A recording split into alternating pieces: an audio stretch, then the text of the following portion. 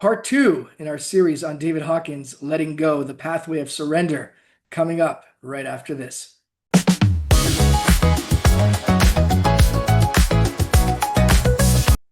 Hey everyone, I'm Yoel and welcome back to my YouTube channel. So grateful that you're joining me in our brand new series on David Hawkins, Dr. David Hawkins, Letting Go, the Pathway of Surrender.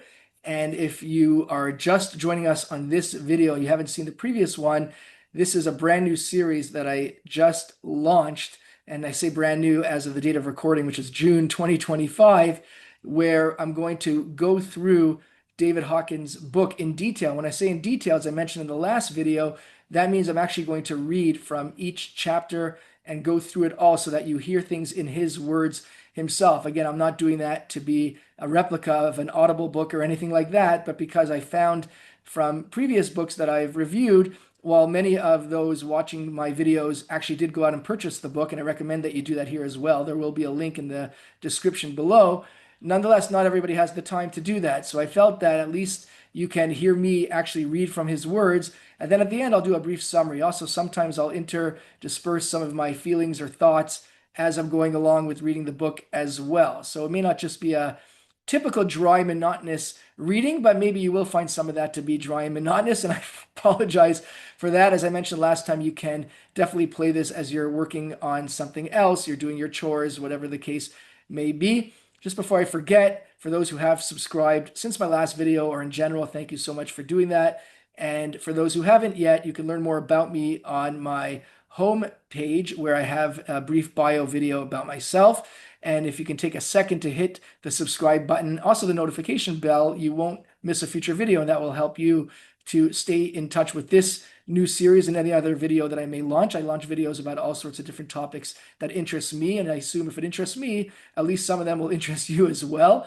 And also hit that like button. Feel free to leave any sort of feedback. If you have any questions, you can leave that in the question or comment section below as well. So without further ado, today's video is the second installment. The first video was the preface, and this video is of chapter 1, which is the introduction. So here we go.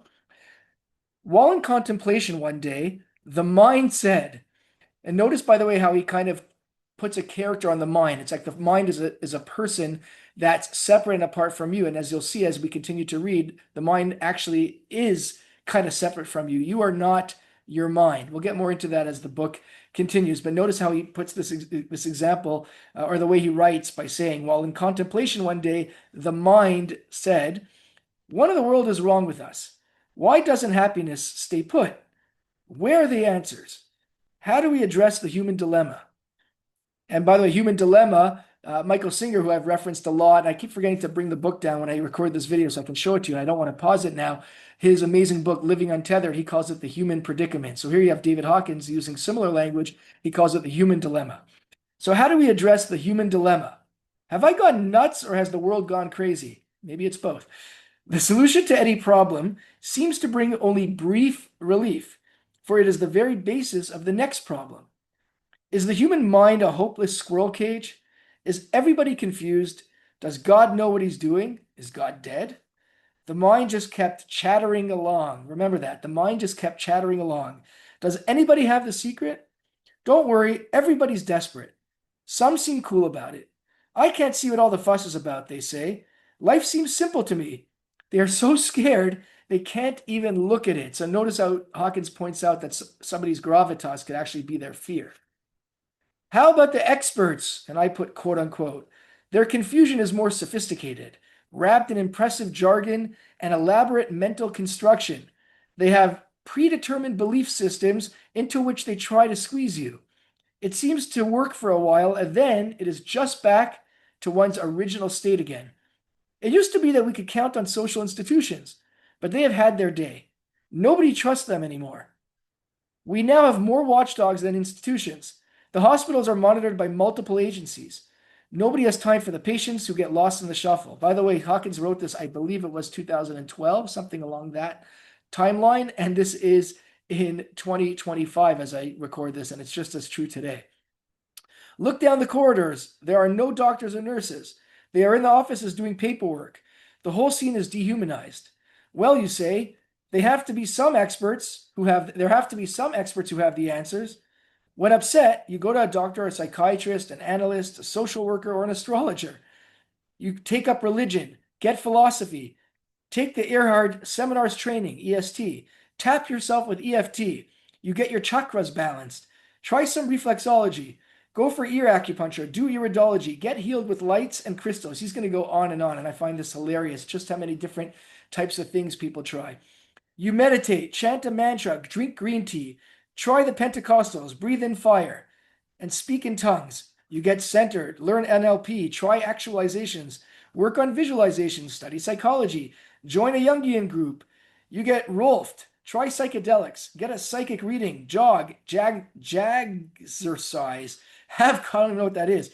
Have colonics, get into nutrition and aerobics, hang upside down, wear psychic jewelry. Get more insight, biofeedback, gestalt therapy. You see your homeopath, chiropractor, naturopath. You try kinesiology, discover your Enneagram type. I just did that recently, by the way. Get your meridians balanced, join a consciousness raising group. Take tranquilizers. You get hormone shots, try cell salts. Have your minerals balanced, pray, implore, and beseech. You learn astral projection, become a vegetarian. I would add vegan to this.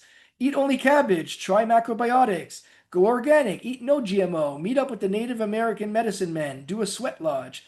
Try Chinese herbs, muxi combustion, shiatsu, acupuncture, acupressure, feng shui. You go to India, find a new guru, take off your clothes, swim in the Ganges, stare at the sun, shave your head, eat with your fingers, get really messy, shower in cold water. This was before Wim Hof, I believe. Remember that? Wim Hof. Sing tribal, not remember that, it's still very popular. By the way, he's not saying that any of these in and of themselves are not good things. He's just saying that none of these are going to replace where the actual problem and solution lies, and we'll get to that.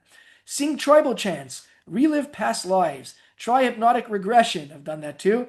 Scream and if I don't say I've done this to every single one, it's possible I've done one or more of these. I'm just kind of noting certain ones that stand out in my mind. Speaking of minds, scream a primal scream, done that too.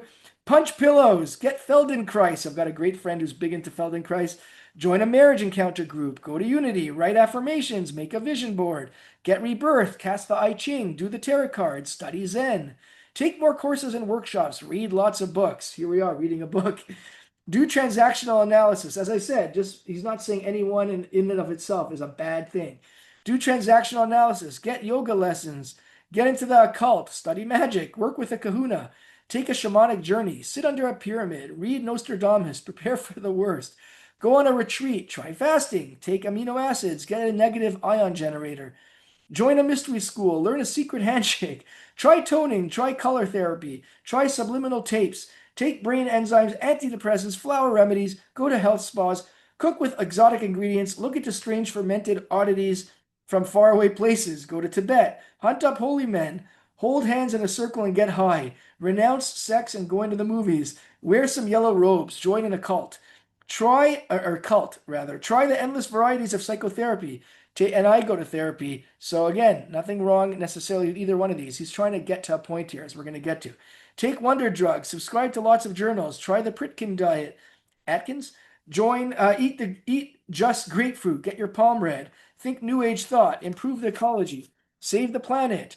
Get an aura reading, carry a crystal, get a Hindu sidereal astrological interpretation, visit a transmedium, go for sex therapy, try tantric sex, get blessed by Baba somebody, join an anonymous group, travel to Lourdes, soak in the hot springs, join Erica, wear therapeutic sandals, get grounded, get more prana and breathe out the stale black negativity. Try golden needle acupuncture, check out snake gallbladders, try chakra breathing, get your aura clean, meditate in the Cheops, the Great Pyramid in Egypt. You and your friends have tried all of the above, you say? Oh, the human, you wonderful creature. Tragic, comic, and yet so noble. Such courage to keep on searching. What drives us to keep looking for an answer? Suffering? Oh, yes. Hope? Certainly. But there is something more than that. Intuitively, we know that somewhere there is an ultimate answer. We stumble down dark byways into cul-de-sacs and blind alleys. We get exploited and taken, disillusioned, fed up, and we keep on trying. Where is our blind spot? Why can't we find the answer? We don't understand the problem. That's why we can't find the answer. Maybe it's ultra simple, and that's why we can't see it. Maybe the solution is not out there, quote unquote, and that's why we can't find it. Maybe we have so many belief systems that we are blinded to the obvious. Throughout history, a few individuals have reached great clarity and have experienced the ultimate solution to our human woes. How did they get there? What was their secret? Why can't we understand what they had to teach? Is it really next to impossible or nearly hopeless? What about the average person who is not a spiritual genius? Multitudes follow spiritual pathways, but scarce are the ones who finally succeed and realize the ultimate truth. Why is that? We follow ritual and dogma and zealously practice spiritual discipline, and we crash once again. Even when it works, the ego quickly comes in and we are caught in pride and smugness, thinking we have the answers. Oh Lord, save us from the ones who have the answers. Save us from the righteous. Save us from the do-gooders. Confusion is our salvation. For the confused, there is still hope. Hang on to your confusion.